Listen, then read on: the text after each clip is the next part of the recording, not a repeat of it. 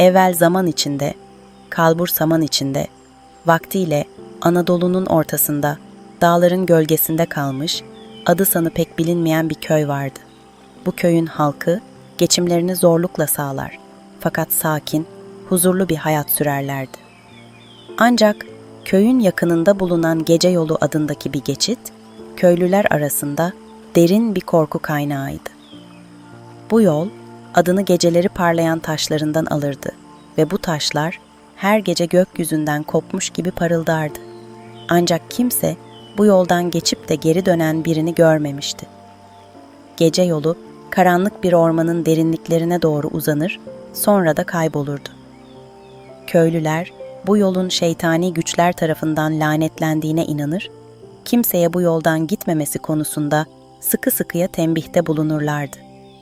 Ancak köyde yaşayan genç bir kadın olan Ayşe, bu uyarıları pek dikkate almazdı. Ayşe, diğerlerinden farklı olarak gece yolunun sırrını çözmeyi kafasına koymuştu. Çocukluğundan beri yıldızlara büyük bir hayranlık duyar, her gece gökyüzüne bakıp hayaller kurardı. Gece yolunun yıldızlarla bir bağlantısı olduğuna inanıyordu. Ayşe köydeki yaşlılardan birinin gece yolu hakkında bildiği her şeyi öğrenmişti. Yaşlı adam ona bu yolun çok eski zamanlardan kalma bir sır taşıdığını, fakat bu sırrın ne olduğunu kimsenin bilmediğini söylemişti. Ayşe bir gece cesaretini topladı ve gece yoluna gitmeye karar verdi. Babasının eski kılıcını yanına aldı. Çünkü bu yolculukta neyle karşılaşacağını bilmiyordu. Gece, Ayşe'nin yola koyulmasıyla başladı. Gece yoluna vardığında taşların gerçekten de yıldız gibi parladığını gördü. Bu parıltı yolu hem çekici hem de ürkütücü kılıyordu. Ayşe derin bir nefes alarak yola adım attı. Yolun başındaki taşlar her adımda hafifçe ışıldıyor, sanki ona doğru yolu gösteriyordu.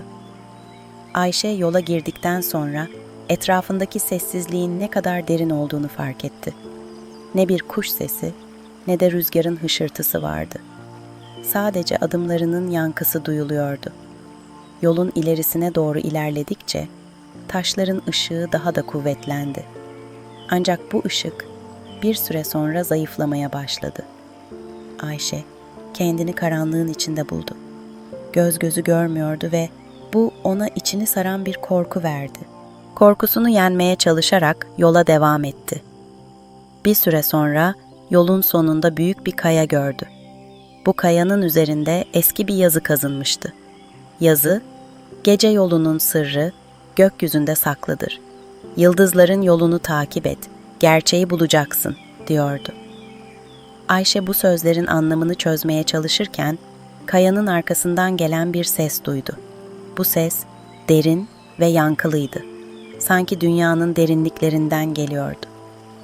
Ayşe, sesin geldiği yöne doğru ilerlediğinde, kayanın arkasında karanlık bir geçit buldu. Bu geçit, gökyüzüne doğru yükselen bir merdiven gibiydi. Merdiven basamakları sanki yıldızlardan yapılmış gibiydi. Ayşe, merdivene adım attığında basamaklar hafifçe ışıldadı ve onu yukarıya doğru davet etti. Merdivenler gökyüzüne doğru çıktıkça Ayşe sanki yer çekiminden kurtulmuş gibi hissetmeye başladı. Artık ayakları yere basmıyor, adeta havada süzülüyordu. Etrafı yıldızların büyülü ışığıyla çevrilmişti. Yükseldikçe yıldızlar ona daha yakın hale geldi ve bir süre sonra yıldızların arasında devasa bir kapı belirdi. Bu kapı parlayan taşlarla süslenmiş, üzerinde karmaşık semboller kazınmıştı. Kapının önünde durduğunda yıldızlardan oluşan bir figür belirdi. Bu figür bir kadın şeklindeydi ama bedeni tamamen yıldız tozuyla kaplıydı. Figür Ayşe'ye yaklaştı ve derin, kadim bir sesle konuşmaya başladı. Sen gece yolunun sırrını çözmek için buradasın. Ancak bu sır sadece kalbi saf olanlara açıktır. Yıldızlar senin içindeki gerçeği görür ve sana hak ettiğin bilgiyi verir. Bu kapının ardında evrenin en derin sırlarından biri saklı. Ama unutma, bu sır sadece doğru soruyu soranlara açılır. Ayşe, kadının sözlerini dikkatle dinledi. Bu yolculuğa çıkarken yıldızların sırrını çözmeyi amaçlamıştı. Ancak bu kapının ardında ne olduğunu ve hangi soruyu sorması gerektiğini bilmiyordu. Bir an duraksadı, sonra içgüdülerine güvenerek sordu. Bu kapının ardındaki sır, yıldızların neden parladığını mı gösterir? Yoksa bu, evrenin sonsuzluğundaki gerçek midir? Yıldız figürü Ayşe'nin sorusu karşısında gülümsedi. Yıldızlar sadece ışık saçmaz. Onlar evrenin bilgeliğini taşır. Bu kapının ardındaki sır, sadece evrenin derinliklerine dair bir bilgi değil, aynı zamanda senin kim olduğunu anlamanı sağlayacak bir yolculuk. Bu sır, varoluşun anlamını bulmana yardımcı olacak. Ayşe, yıldız figürünün sözleri karşısında derin bir nefes aldı. İçinde bir heyecan ve merak dalgası yükseldi. Kapının ardında ne bulacağını bilmese de, bu yolculuğun onu daha önce hiç hissetmediği bir gerçeğe götüreceğini hissediyordu. Kalbindeki kararlılıkla adımını atarak kapıdan içeri girdi. Kapıdan geçtiği anda etrafını saran ışık bir anda karardı ve kendini sonsuz bir boşluğun içinde buldu. Bu boşluk sadece karanlıkla dolu değildi. Aynı zamanda sessizlik ve sükunetle kaplıydı. Ayşe bu sessizliğin içinde ilerlerken içindeki sesleri dinlemeye başladı. Kendi düşünceleri, korkuları, umutları ve arzuları bu karanlıkta yankılanıyordu. Her bir adım sanki onun kendi iç dünyasında bir yolculuğa çıkmasına neden oluyordu. Bir süre sonra karanlığın içinde beliren bir ışık gördü. Bu ışık ona doğru yaklaşan bir yıldızdan geliyordu. Yıldız, Ayşe'nin tam önünde durdu ve yavaşça onun etrafında dönmeye başladı. Yıldızın parlaklığı, karanlığı bir anda dağıttı ve etrafında parlak bir aydınlık oluşturdu. Ayşe, yıldızın gözlerinin içine baktığında, bu yıldızın sadece bir ışık kaynağı olmadığını fark etti. Yıldız ona bir şeyler anlatmak istiyordu. Ayşe, yıldızın parıltısına odaklandığında, birdenbire kendini bir çölün ortasında buldu. Bu çöl, hayatın tüm zorluklarını ve belirsizliklerini simgeliyordu. Çölün ortasında eski bir su kuyusu vardı. Bu kuyu derin ve karanlıktı ama içinde parıldayan bir ışık görünüyordu. Ayşe bu kuyunun içine bakmaya cesaret ettiğinde içinde bir sır saklı olduğunu anladı. Kuyunun içine baktığında kendi yansımasını gördü. Ancak bu yansıma sadece fiziksel bir görüntü değildi. Aynı zamanda hayatı boyunca yaşadığı tüm anıları, pişmanlıkları, sevinçleri ve korkuları içeriyordu. Ayşe, bu yansımanın aslında kendi içsel benliği olduğunu fark etti. Bu benlik, onun kim olduğunu, neler yaşadığını ve nelerden korktuğunu gösteriyordu. Yıldızın ışığı, Ayşe'nin kalbinde bir huzur ve kabul duygusu yarattı. Artık tüm geçmişiyle, hatalarıyla ve zaaflarıyla yüzleşmeye hazırdı. Bu yolculuk sadece dış dünyada değil, aynı zamanda kendi içinde bir keşifti. Ayşe, bu yansımanın ona ne anlatmaya çalıştığını anlamaya çalışırken, yıldızın sesi tekrar duyuldu. Bu kuyu, senin derinliklerindeki tüm sırları ve bilgeliği barındırır. İçine bak ama sadece dışarıda gördüklerinle yetinme. Bu kuyunun derinliklerine in ve gerçek anlamını bul. Ayşe, kuyunun içine derinlemesine baktığında, karanlık ve ışığın bir arada dans ettiğini gördü. Bu dans, yaşamın ve ölümün, sevincin ve acının, ışığın ve karanlığın birbiriyle uyum içinde olduğunu gösteriyordu. Kuyunun derinliklerine indikçe, hayatın her zorluğunun ve her sevinç anının bir anlamı olduğunu fark etti. Bu kuyu, ona varoluşun sırrını fısıldıyordu. Hayat, sadece zorluklarla değil, aynı zamanda içsel bir yolculukla anlam kazanır. Ayşe, bu içsel keşifle birlikte artık kuyunun derinliklerinden çıkmaya hazırdı. Kuyunun başına geri döndüğünde Yıldız'ın ona baktığını gördü. Yıldız ona bir kez daha seslendi. Artık sırra sahipsin. Bu sır sadece yıldızların parıltısında değil, aynı zamanda senin kalbindeki ışıkta saklıdır. Hayatın anlamı içsel keşiflerinde ve bu keşiflerin seni nasıl şekillendirdiğinde yatar. Artık gerçeği biliyorsun. Bunu dünyaya taşı ve ışığı yay. Ayşe, Yıldız'ın bu sözleriyle birlikte kendini yeniden kubbenin altında buldu. Artık ne yapması gerektiğini biliyordu. Bu sır sadece kendisi için değil, aynı zamanda dünyadaki diğer insanlar için de önemliydi. İnsanların içlerindeki ışığı keşfetmeleri, hayatın anlamını bulmalarını sağlayacaktı. Kubbeden çıkıp gece yoluna döndüğünde, Ayşe artık eski Ayşe değildi. Artık evrenin ve yaşamın derin anlamını kavramıştı. Gece yolunun taşları, onun bu içsel yolculuğunun bir simgesi olarak parıldıyordu. Yolu geri dönüp köyüne vardığında, Ayşe bu bilgiyi insanlarla paylaşmaya karar verdi. Bu, sadece bir masal olarak anlatılacak bir hikaye değil, aynı zamanda insanların içsel yolculuklarına rehberlik edecek bir ışık olacaktı. Ayşe'nin köydeki hayatı, bu içsel bilgeliğin rehberliğinde geçmeye başladı. Artık köy halkına sadece hayatta kalmaları için değil, aynı zamanda hayatın derin anlamını keşfetmeleri için de yol gösteriyordu. Gece yolu, onun sayesinde korkulan bir geçit olmaktan çıktı.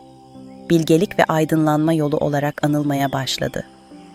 Bu masal, her insanın içinde bir evrenin ve derin bir anlamın saklı olduğunu anlatır. Yıldızların ışığı sadece gökyüzünde değil, kalbimizin derinliklerinde de parıldar. Bu ışığı bulmak ve yaymak, hayatın en büyük yolculuğudur.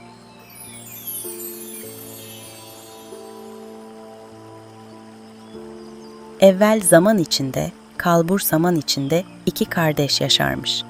Anne babaları ölünce bütün mallarını bölüşmüşler.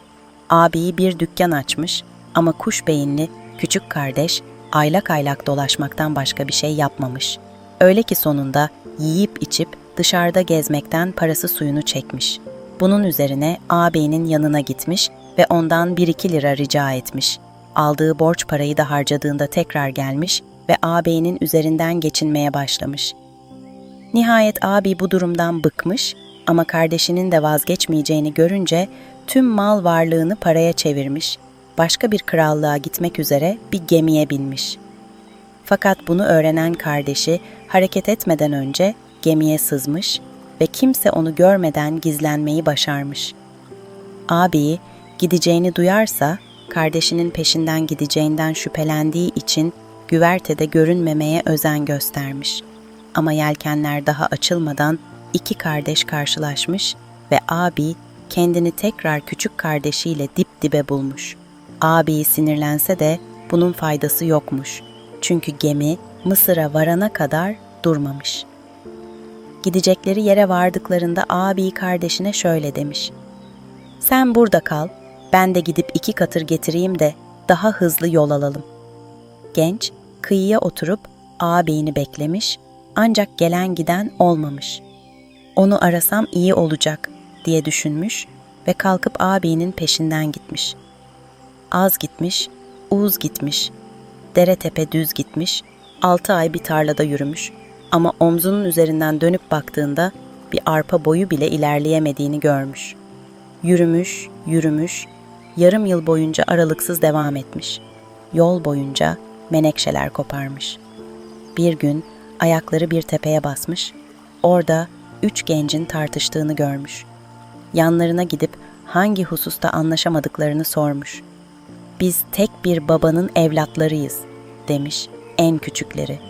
"Babamız az evvel öldü ve bize miras olarak bir sarık, bir kamçı ve bir de halı bıraktı. Sarığı kafasına takan, fanilerin gözlerinden gizlenir. Kim halıya oturup kamçıyla bir kez vurursa, kuşlar gibi uzaklara uçabilir. sarığın kimin, kamçının kimin, halının kimin olacağı konusunda bir türlü anlaşmaya varamıyoruz. Onlar benim, çünkü ben en büyüğüm, demiş içlerinden biri. Onlar benim çünkü ben ortancayım, demiş bir diğeri. Onlar benim çünkü ben en küçüğüm, diye bağırmış üçüncüsü. Öyle bir söz dalaşına girmişler ki delikanlının onları ayırmaya gücü yetmemiş. Bu iş böyle hallolmaz, demiş genç. Şöyle yapalım. Bu küçük tahta parçasından bir ok yapıp fırlatacağım. Peşinden koşacaksınız ve onu bana en kısa sürede getiren üçünün de sahibi olacak. Ok fırlayıp gittikten sonra bir velveledir almış ortalığı. Fakat en küçüklerinin aklına iyi bir numara gelmiş ve kafasına sarığı takıp eline de kamçıyı aldıktan sonra halıya atlamış ve bağırmış. "Hoppa, abim neredeyse oraya götür beni." Uyandığında önünde büyük bir şehir uzanıyormuş. Caddede birkaç adım atmış ki padişahın habercisi gelip sultanın kızının bir gece saraydan kaybolduğunu duyurmuş. Ona ne olduğunu öğrenen kişi genç kızı ve krallığın yarısını alacakmış. "Ben yaparım," diye bağırmış delikanlı. "Beni padişaha götürün, bulamazsam kellemi alsınlar." Bunun üzerine budalayı saraya getirmişler. Akşam olduğunda sultanın kızı gözleri yarı kapalı, olup bitenleri izliyormuş. Küçük hanım, budalanın uyuyup uyumadığından emin olmak için topuğuna bir iğne batırmış. Bakmış ki ses seda yok, mumu da yanına almış ve yan kapıdan dışarı çıkmış. Delikanlı hemen sarığı kafasına takmış ve kapıdan çıkar çıkmaz orada kafasında altın kalkanını tutan siyah bir ifritin durduğunu görmüş. Sultan kalkanın üzerine oturmuş ve gitmeye hazırlanmışlar. Çocuk onlara kendi başına yetişebileceğini düşünecek kadar da ahmak değilmiş. Bu yüzden kalkanın tepesine atlayıvermiş ve neredeyse ikisini de deviriyormuş. İfrit telaşlanmış ve düşme tehlikesi atlattıkları için genç kıza ne olup bittiğini sormuş. "Ben hareket etmedim bile," demiş genç kız. "Beni nasıl oturttuysan hala öyleyim ben." Kara ifrit henüz birkaç adım attıktan sonra siperin alışılmadık derecede ağır olduğunu hissetmiş. Delikanlının sarığı onu doğal olarak görünmez yapıyormuş. Bu yüzden ifrit genç kıza dönüp şöyle demiş. "Sultanım, bugün o kadar ağırsınız ki neredeyse düşüreceğim sizi." "Sevgili Lala," diye cevap vermiş kız. "Bu gece çok tuhaf davranıyorsun çünkü düne göre ne daha büyüğüm ne de daha küçüğüm." Kara ifrit başını sallayıp yoluna devam etmiş. Ağaçların gümüşten ve elmastan olduğu olağanüstü güzel bir bahçeye gelene dek durmamışlar. Genç bir dalı koparıp cebine koymuş. Tam o sırada ağaçlar iç çekip ağlamaya başlamışlar ve şöyle demişler. "Burada bize işkence eden bir insanoğlu var. Burada bize işkence eden bir insanoğlu var." İfrit ve genç kız birbirlerine bakmışlar. "Bugün saraya beni takip etmesi için bir genç gönderdiler," demiş. "Belki de ruhu bizi takip ediyordur." Konuşmanın ardından her ağacın altınla ve değerli taşlarla parıldadığı başka bir bahçeye gelinceye kadar devam etmişler yollarına. Burada da genç bir dal koparıp cebine atmış ve hemen yer gök sallanmaya başlamış. Ağaçlar hışırdayarak şöyle demişler. "Burada bize işkence eden bir insanoğlu var. Burada bize işkence eden bir insanoğlu var."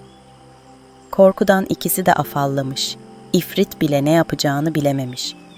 Ardından bir köprüye gelmişler. Köprünün ötesinde bir peri sarayı varmış ve bir köle ordusu elleri yanlarında, alınları yere değene kadar eğilmiş, genç kızı karşılamak üzere bekliyorlarmış. Padişahın kızı altın kalkandan inmiş, delikanlı da kimse görmediği için rahatça aşağı atlamış ve prensese pırlantalarla ve değerli taşlarla kaplı bir çift terlik getirdiklerinde bunlardan birini alıp cebine koymuş. Kız terliklerden birini giymiş. Ancak diğerini bulamayınca başka bir çift daha getirmişler ama onun da bir teki anında kayboluvermiş. Bunun üzerine çok sinirlenen kız terliksiz yürümeye devam etmiş. Ama genç başında sarık, elinde kırbaç ve halıyla gölgesi gibi onu her yerde takip ediyormuş. Genç kızı bir odaya kadar takip etmiş ve orada üst dudağı göklere uzanan, alt dudağı ise yeryüzünü kaplayan kara periyi görmüş. Kıza bunca zaman nerede olduğunu ve neden daha erken gelmediğini sormuş öfkeyle. Küçük hanım ona önceki akşam gelen genci ve yolda olanları anlatmış ama peri bunların önemsiz olduğunu, artık bunun üzerine kafa yormaması gerektiğini söyleyerek teselli etmiş onu. Ardından genç kızın yanına oturup kölelerden kendilerine şerbet getirmesini emretmiş. Siyahi bir köle, güzel bir elmas fincanda kutsal içkiyi getirmiş ama kıza uzatırken görünmez delikanlı, kölenin eline öyle bir vurmuş ki bardağı düşürüp kırmış. Bunun da bir parçasını alıp cebine koymuş. "Sana bir şeylerin yolunda gitmediğini söylememiş miydim?" diye haykırmış genç kız. "Ne şerbet istiyorum ne başka bir şey. Sanırım bir an önce geri dönsem iyi olacak." "Sus," demiş ifrit ve diğer kölelere kendilerine yiyecek bir şeyler getirmelerini emretmiş. Bunun üzerine üstü yemeklerle dolu küçük bir masa getirmişler ve birlikte yemeğe oturmuşlar. Karnı acıkan genç de işe koyulmuş ve yiyecekler sanki 2 yerine 3 kişi yemek yiyormuş gibi hemencecik bitivermiş. Sadece yemek değil, çatal ve kaşıklar da kaybolmaya başlayınca kara peri de durumdan işkillenmiş ve sevgilisine acele etmesinin iyi olabileceğini söylemiş. Kara peri kızı öpmeye yeltenmiş ama delikanlı aralarına girerek onları ayırmış ve biri sağa, diğeri de sola düşüvermiş. İkisinin de beti benzi atmış, Lala'yı çağırmışlar, küçük hanım altın kalkanın üzerine oturunca yola koyulmuşlar. Fakat delikanlı duvardan bir kılıç indirmiş ve tek bir darbeyle kara perinin kellesini koparmış. Başı omuzlarından yuvarlanır yuvarlanmaz, gökler şiddetle kükremeye, yer inlemeye başlamış ve bir ses haykırmış. "Vay bize, bir insanoğlu kralımızı öldürdü." Dehşete kapılan gencin eli ayağı birbirine dolaşmış. Halısının üzerine oturmuş ve kırbacını şaklatmış, padişahın kızı saraya döndüğünde genci odasında horlarken bulmuş. "Ah seni zavallı kel herif," diye mırıldanmış genç kız. "Amma kötü bir gece geçirdim. Ama anlaşılan seninle bir ilgisi yokmuş." Sonra bir iğne çıkarıp gencin topuğuna batırmış, hiç kıpırdamadığını görünce uyuduğunu düşünmüş ve kendisi de uyumak için yatmış yatağına. Ertesi sabah uyandığında sonunun geldiğini, ölüme hazırlanmasını söylemiş gence. "Hayır," diye yanıtlamış delikanlı. "Sana hesap verecek değilim. İkimiz de padişahın huzuruna çıkalım." Delikanlıyı padişahın huzuruna götürmüşler ama o, ancak tüm halk bir araya gelirse olanları anlatacağını söylemiş. Bu şekilde belki kardeşini de bulabileceğini düşünmüş. Bunun üzerine tellal tüm insanları bir araya toplamış ve genç, padişah ve kızının yanında yüksek bir kürsüde durarak onlara ifritin siperinden kara periye kadar tüm hikayeyi baştan sona anlatmış. "İnanmayın padişahım, yalan söylüyor sultanım," diye inkar etmiş genç kız. Bunun üzerine delikanlı cebinden elmas ve değerli taşlardan oluşan dalları, altın terliği, değerli kaşık ve çatalları çıkarmış. Onlara kara perinin ölümünü anlatmaya devam ettiği sırada uzun zamandır aradığı ağabeyini görmüş. Artık gözleri başka bir şey seçmiyor, kulakları duymuyormuş. Kürsüden atlayıp kardeşinin yanına gitmiş. Küçük kardeş, padişaha kızını ve krallığın yarısını ağabeyine vermesi için yalvarırken, ağabeyi de kendi başından geçenleri anlatmış ona.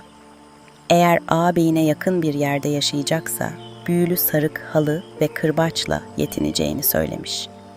O kötücül perinin ölümünü duyduğuna en çok sevinen padişahın kızı olmuş.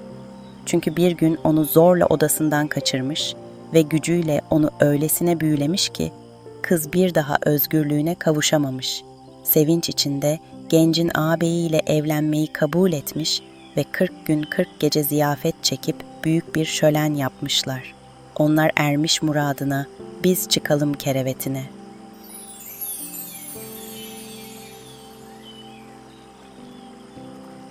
Bir varmış, bir yokmuş.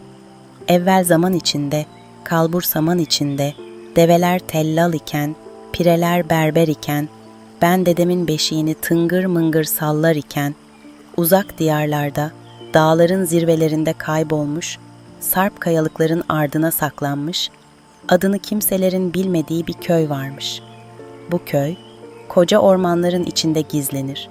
Hiçbir haritada yer almaz, yalnızca doğanın sesiyle yankılanırmış. İnsanlar, bu köyün varlığından haberdar olsalar da, oraya gitmeye cesaret edemezlermiş.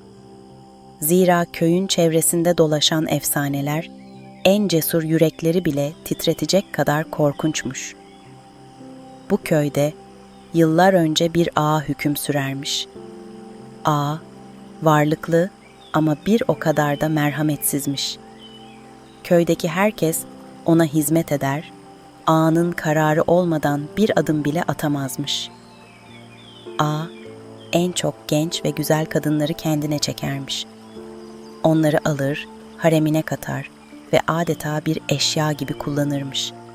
Ancak bu kadınların hiçbiri uzun süre hayatta kalmaz, bir süre sonra hastalanır ve gizemli bir şekilde ölürlermiş. Köylüler bu duruma içten içe öfke duysa da korkularından seslerini çıkaramazlarmış.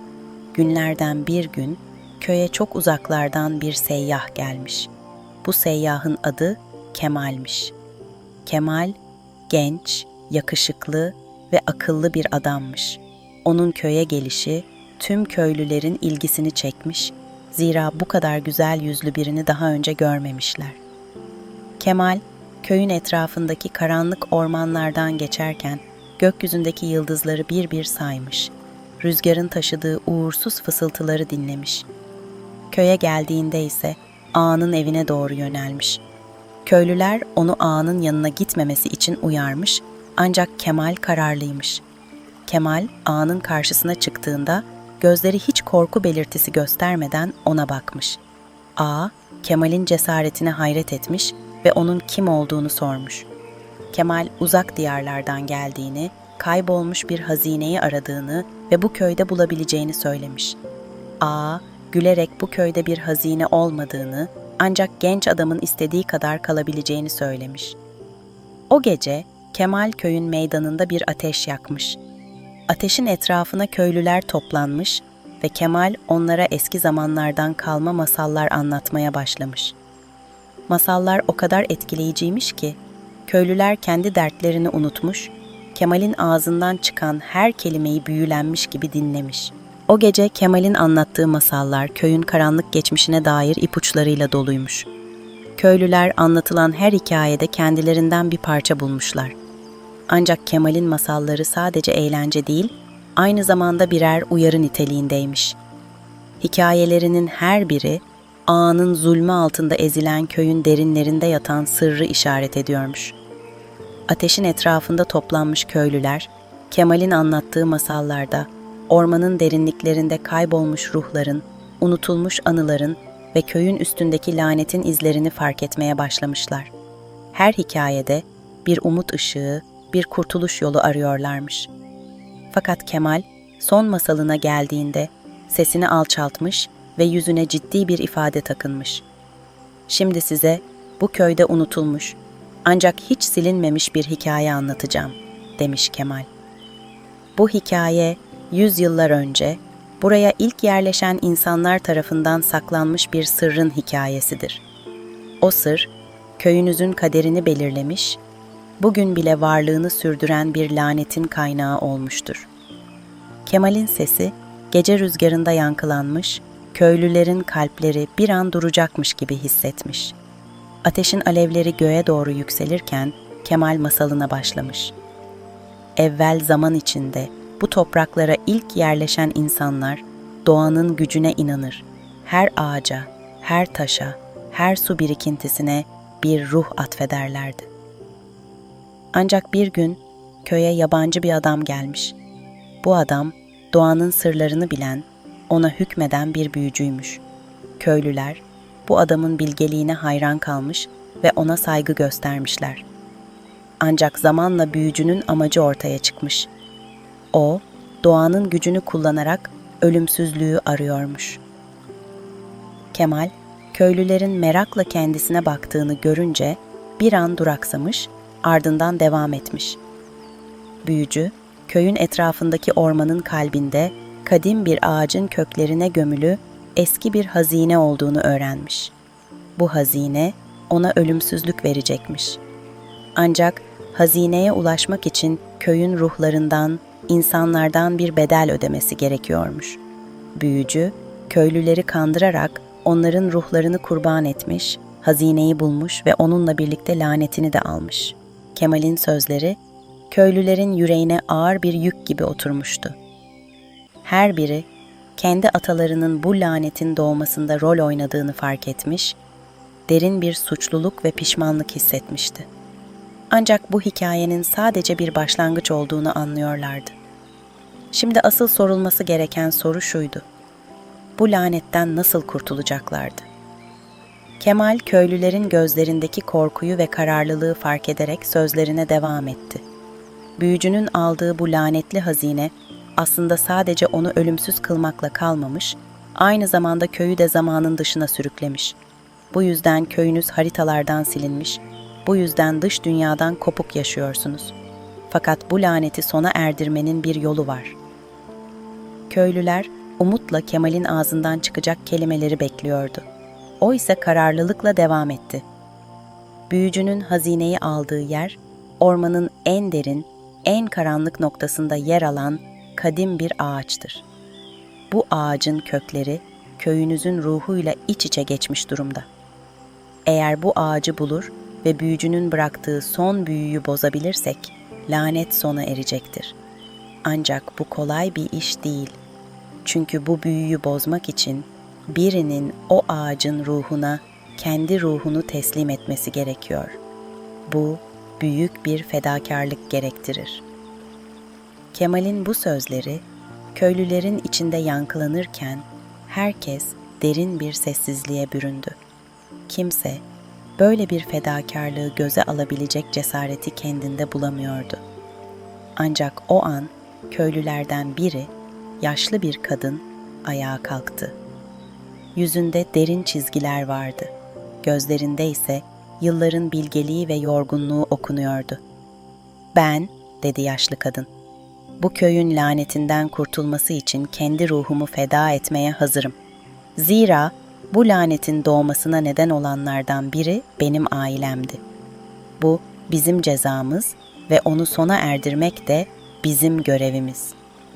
Kemal, kadının cesaretine ve kararlılığına hayranlıkla baktı. Ancak yine de bir tereddüt hissetti. Böyle bir fedakarlığın bedeli çok ağır olacaktı. "Bu geri dönüşü olmayan bir yol," dedi Kemal. "Bir kez ruhun ağaca bağlandığında ebediyen orada kalacak, bedenin bu dünyadan silinecek." Yaşlı kadın hafifçe gülümsedi. "Benim vaktim çoktan geçti oğul. Bu köyde gençlerin geleceği için bir umut ışığı yakmanın zamanı geldi. Eğer bu laneti sona erdirebilirsem ruhum huzura erecektir." Kemal, kadının kararlılığını kabul etti ve köylülerle birlikte ormanın derinliklerine doğru yola çıktılar. Yolculuk boyunca ormanın karanlık gölgeleri arasında dolanan fısıltılar duyuluyordu. Ancak bu sefer köylüler birbirlerine daha sıkı tutunmuş, korkularını yenmişlerdi. Zira artık bir umutları vardı. Sonunda ormanın kalbindeki kadim ağacın önüne geldiler. Ağaç kökleriyle toprağın derinliklerine kadar iniyor, dallarıyla gökyüzüne uzanıyordu. Ancak ağacın etrafında görünmez bir güç hissediliyordu.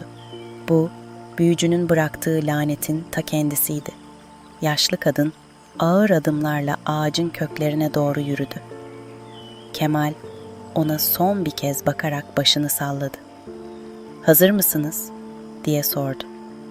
Kadın başını eğdi ve gözlerini kapatarak son kez derin bir nefes aldı. Ardından ellerini ağacın köklerine yerleştirerek eski bir dilde bir dua mırıldandı. Dua bitince yer titremeye başladı. Ağacın kökleri kadının etrafında kıvrılarak onu sarmaya başladı. Kadının bedeni yavaşça ağacın içinde kaybolurken onun ruhu ağaca bağlandı. O an gökyüzünde kara bulutlar dağıldı ve köyün üzerine parlak bir ışık düştü. Lanet sona ermişti. Köylüler bu büyük fedakarlık karşısında gözyaşlarına boğulmuştu. Ancak hepsi lanetin sona erdiğini ve köylerinin nihayet özgürlüğüne kavuştuğunu biliyordu. Kadim ağaç artık bir lanetin taşıyıcısı değil, köyün koruyucusu olmuştu. Kemal son bir kez köylülere baktı. Onların gözlerindeki minnettarlığı ve huzuru gördü. Ardından köyden ayrılma zamanı geldiğini fark etti. Zira onun yolculuğu henüz sona ermemişti. Başka köyler, başka hikayeler onu bekliyordu. Köylüler Kemal'e veda ederken ona her zaman kalplerinde bir kahraman olarak anılacağını söylediler. Ve Kemal, ormanın derinliklerinde kaybolurken köyde bir efsane doğdu. Kadim ağacın ruhuna kendini adayan yaşlı kadın ve onu kurtaran seyyah, köyün koruyucuları olarak anılacaktı. Bu masal, o köyde nesiller boyunca anlatılacak, Kemal'in cesareti ve yaşlı kadının fedakarlığı hiçbir zaman unutulmayacaktı.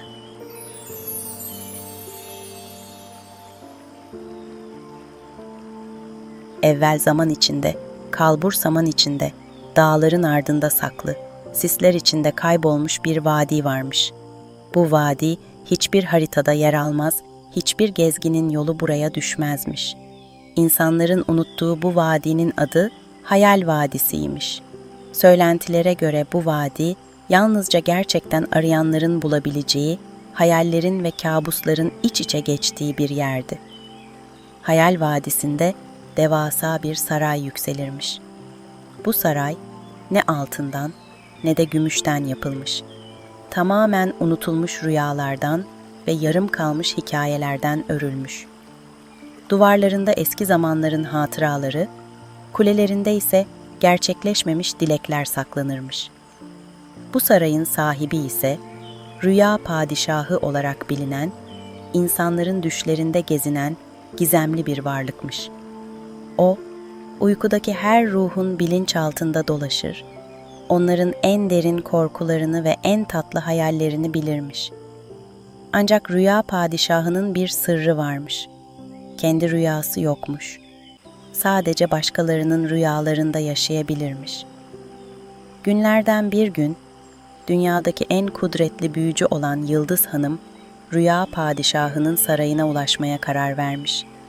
Yıldız Hanım, karanlık ve aydınlık güçler arasında denge kurabilen nadir bir büyücüymüş. Ancak onun da içinde derin bir boşluk varmış.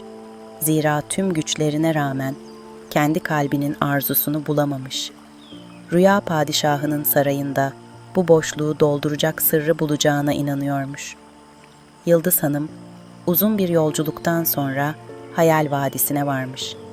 Sisler arasından geçerken etrafında hiç ses duymamış, sadece kendi kalbinin atışlarını hissedebilmiş. Sonunda sarayın devasa kapısına ulaşmış ve kapıyı çalacak cesareti kendinde bulmuş. Kapı ağır ağır açıldığında karşısında hiçbir varlık yokmuş. Sadece sarayın derinliklerinden gelen bir müzik ve yankılanan fısıltılar duyuluyormuş. Sarayın içine adım atan Yıldız Hanım bir anda kendini geçmişin gölgeleriyle çevrili bulmuş. Her odada bir başka insanın rüyası canlanıyormuş.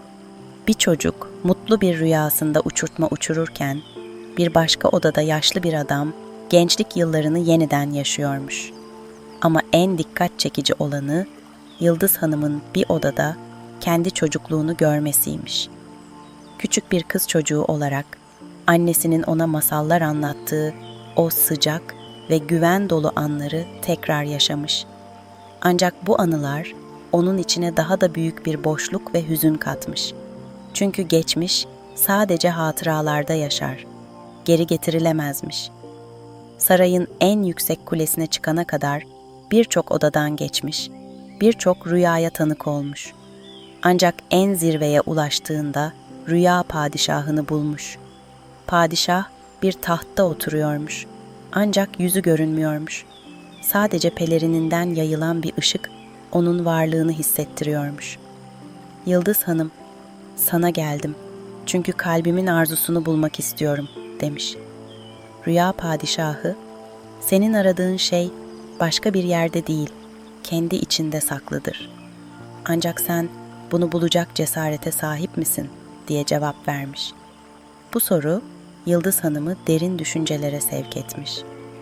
Çünkü o, hayatı boyunca dış dünyada güç ve bilgi aramış, ancak kendi iç dünyasına hiç dönüp bakmamış. Rüya padişahı ona bir seçenek sunmuş. Eğer Yıldız Hanım kendi rüyasına dalarsa, bu rüyanın derinliklerinde kalbinin gerçek arzusunu bulabilirmiş. Ancak bu rüya onun için en büyük sınav olacakmış. Yıldız Hanım, padişahın sunduğu bu seçeneği kabul etmiş ve gözlerini kapatmış. Bir anda kendini karanlık bir ormanın içinde bulmuş. Orman derin ve ürkütücüymüş. Ağaçlar devasa ve dalları insanın ruhunu boğan bir sıkıntı yayıyormuş. Ama Yıldız Hanım korkmamış. Çünkü bu ormanın onun bilinçaltının bir yansıması olduğunu anlamış. Ormanın derinliklerinde yürürken karşısına kendi korkuları çıkmış. Kaybettiği dostlarının gölgeleri, yarım bıraktığı işleri hatırlatan semboller ve en derininde içindeki boşluğu simgeleyen devasa bir uçurum. Ancak Yıldız Hanım tüm bu engelleri aşmış, kendi içsel karanlığıyla yüzleşmiş ve sonunda uçurumun kıyısına gelmiş. Tam bu sırada uçurumun diğer tarafında küçük bir ışık belirmiş. Bu ışık, onun kalbinin gerçek arzusunu temsil ediyormuş. Yıldız Hanım, tereddüt etmeden uçuruma adım atmış ve boşluğa düşeceğini sandığı anda ışık onu sarmış ve uçurumun diğer tarafına geçmesini sağlamış. Yıldız Hanım, uçurumun diğer tarafına geçtiğinde kendini bambaşka bir dünyada bulmuş. Bu dünya, renklerin ve şekillerin sürekli değiştiği, zamanın akışının hissedilemediği, sınırları olmayan bir yerdi. Etrafını saran ışık, ona bir huzur ve güven duygusu veriyordu. Bu ışığın kaynağını aramak için etrafına baktığında, gökyüzünde süzülen devasa bir yıldız gördü. Bu yıldız o kadar parlaktı ki, gözlerine zarar vermeden ona bakmak imkansızdı. Yıldız yavaşça alçalarak Yıldız Hanım'ın önünde durdu ve onunla konuşmaya başladı. Ancak bu konuşma sözlerle değil, ruhun derinliklerinde yankılanan bir hisle gerçekleşiyordu. Yıldız ona şunları söyledi. Ben, senin kalbinin derinliklerindeki gerçek arzunun simgesiyim. Benim ışığım, senin karanlıklarını aydınlatacak, korkularını yok edecek ve seni hayallerine ulaştıracak güce sahip. Ancak unutma ki, bu ışığı takip etmek cesaret ister. Çünkü ışığın parladığı her yer, aynı zamanda gölgelerin de var olduğu yerdir. Eğer bu yolculuğa devam etmek istiyorsan, kalbinin en derin arzularına dokunmaya hazır olmalısın.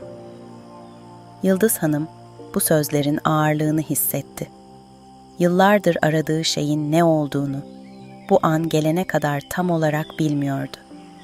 Ancak şimdi kalbinin en derininde bir yerlerde ona rehberlik edecek bir ışığın olduğunu biliyordu. Yıldıza doğru elini uzattı ve onun ışığını kalbine çekti. Işık kalbine yerleştiğinde sanki bütün dünya değişti. Her şey daha net, daha parlak ve daha anlamlı hale geldi. Artık Yıldız Hanım ne yapması gerektiğini biliyordu. Bu yeni dünyada içsel huzurunu bulmak ve hayatının geri kalanını gerçek anlamda yaşamak için atması gereken adımlar belliydi. Yıldız'ın rehberliğinde bu dünyada yeni yollar keşfetmeye başladı. Her adımında kendini daha özgür, daha güçlü hissediyordu. Yıldız Hanım'ın yolu onu bir ormanın derinliklerine götürdü. Bu orman, önceki karanlık ormandan çok farklıydı.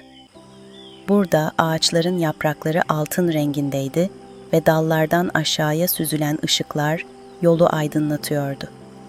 Ormanın içinde ilerledikçe Yıldız Hanım, geçmişte yapmayı istediği ama bir türlü cesaret edemediği şeyleri gerçekleştirme fırsatını buldu.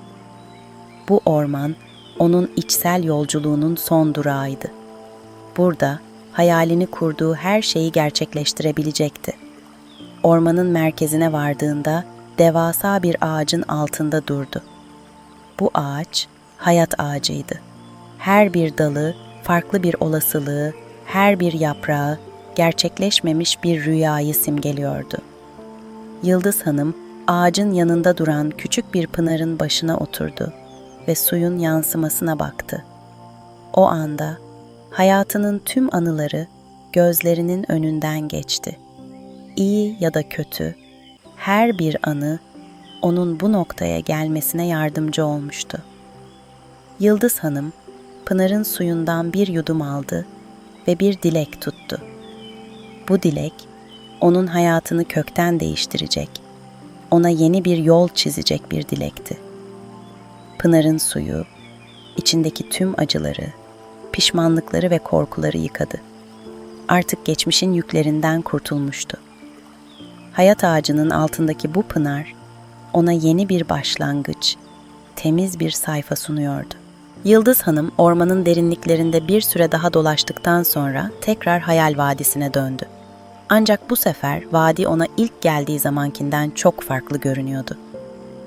Artık vadi, onun zihnindeki bir gölge değil, gerçeğin bir parçasıydı. O, Hayal Vadisi'nde bir yolculuk yapmış ve bu yolculuk sayesinde içsel huzurunu bulmuştu.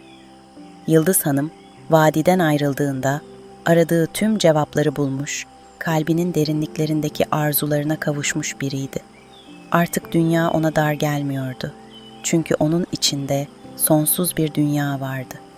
Artık rüyalarında geçmişin gölgeleri değil, geleceğin ışıkları vardı.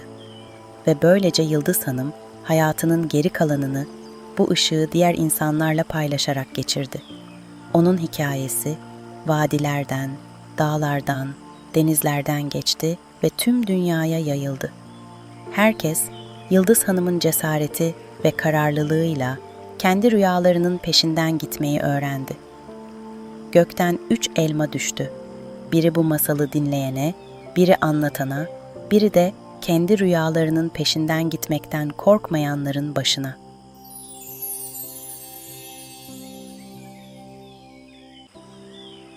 Evvel zaman içinde, kalbur saman içinde, develer tellal, pireler berber iken, Osmanlı'nın ihtişamlı zamanlarında Şehzade Mustafa adında genç bir prens yaşarmış. Bu genç prens, Osmanlı İmparatorluğu'nun en doğusunda yer alan geniş ve verimli topraklarıyla ünlü Doğu vilayetlerinden birinde büyümüş. Şehzade Mustafa, babasının hükümdarlığını devralmak için eğitim görmüş.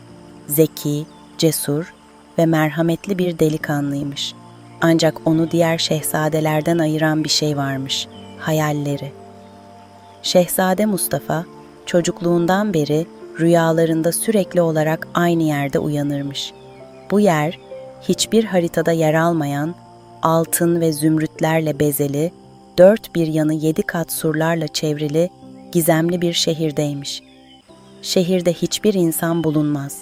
Sadece gökyüzüne kadar uzanan devasa ağaçlar, hiç görülmemiş canlılar ve bu diyarda yalnızca rüyalarında duyduğu melodiler yankılanırmış. Şehzade Mustafa bu rüyalardan uyandığında kalbi tarifsiz bir özlemle dolarmış. Bu diyarın var olduğuna inanır, bir gün orayı bulacağına yürekten inanırmış. Günlerden bir gün Şehzade Mustafa, babasının en yakın dostu olan yaşlı bilge Hasan Hoca'nın yanına gitmiş. Hasan Hoca, sarayın kütüphanesinde asırlardır saklanan, unutulmuş hikayeler, efsaneler ve gizli sırlarla dolu kadim bir kitaba sahipmiş. Mustafa hocasına rüyalarını anlatmış ve bu rüyaların ne anlama geldiğini sormuş. Hasan Hoca uzun beyaz sakalını okşayarak derin bir nefes almış ve kitaptan bir sayfa açmış. Sayfa, Şehzade Mustafa'nın rüyalarında gördüğü şehri tasvir eden detaylı çizimlerle doluymuş. Mustafa bu görüntü karşısında hayrete düşmüş. Hasan Hoca, "Bu diyar, kayıp şehir Maranduz'dur," demiş. Bu şehir, yalnızca kalbi temiz, niyeti saf ve ruhu arayış içinde olanlara rüyalarında görünür. Ancak bu şehri bulmak, sadece rüyalarda yaşamak isteyen birinin ödeyeceği ağır bedelleri gerektirir. Maranduz, ne bir yeraltı haritasında ne de bir denizci pusulasında bulunabilir. Onu bulmak için bilgelik, cesaret ve ruhun saf niyeti gerekir. Şehzade Mustafa, bu sözlerden sonra Maranduz'u bulmaya olan kararlılığını daha da güçlendirmiş. Yola koyulmadan önce babasından izin almış ve yanında en güvendiği 7 adamıyla birlikte yola çıkmış. 7 gece ve 7 gündüz boyunca Osmanlı'nın en ıssız ve tehlikeli topraklarında ilerlemişler. Yolda karşılaştıkları her engeli aşmış, her zorluğu yenmişler. Ne var ki bir sabah uyandıklarında Şehzade Mustafa'nın adamları birer birer kaybolmaya başlamış. Onların yerini korkunç yaratıklar, gölgeler ve karanlık varlıklar almış. Mustafa yalnız kalmış. Ancak korkmamış. Rüyalarındaki melodiyi takip ederek hiç bilmediği yollardan ilerlemiş. Her adımında içindeki korkularla yüzleşmiş, geçmişin hatalarıyla hesaplaşmış ve ruhunu arındırmış. 7. günün şafağında önünde Maranduz şehri tüm ihtişamıyla belirmiş. Şehzade Mustafa gözlerine inanamamış. Şehir rüyalarındaki gibi parlak, görkemli ve huzur vericiymiş. Ancak Maranduz'un kapıları kapalıymış. Şehzade Mustafa kapının önüne gelmiş ve kalbinden gelen en saf niyetle içeri girmek için dua etmiş. Kapılar yavaşça açılmış ve Mustafa içeri girmiş. Şehirde insan yokmuş. Ama her taşında, her ağacında, her yaprağında yaşamın enerjisi hissediliyormuş. Şehir ona hayatın sırrını fısıldıyormuş. Gerçek zenginlik dış dünyada değil, iç dünyanda saklıdır. Şehzade Mustafa, Maranduz'da geçirdiği her an ruhunun derinliklerinde bir uyanış yaşamış. İçindeki korkular, hırslar, öfke ve kin silinip gitmiş. Maranduz'un sırrını çözmüş.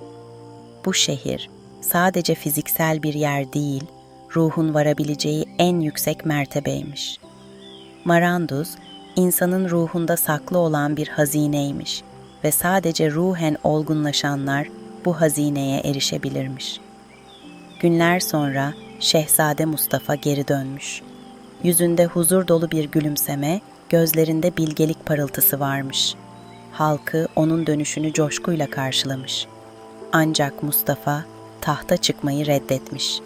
Babasına tahtın artık onun için anlamını yitirdiğini, çünkü gerçek krallığın insanın kalbinde olduğunu söylemiş. Babası oğlunun bu olgunluğuna hayran kalmış ve ona halkını bilgelikle yönetmesi için yeni bir görev vermiş. Şehzade Mustafa, hayatının geri kalanını Maranduz'un sırlarını öğrenen biri olarak halkına rehberlik ederek onların da içlerindeki Maranduz'u bulmalarına yardımcı olarak geçirmiş. Ve Maranduz, Şehzade Mustafa'nın ruhunda sonsuza dek yaşamış.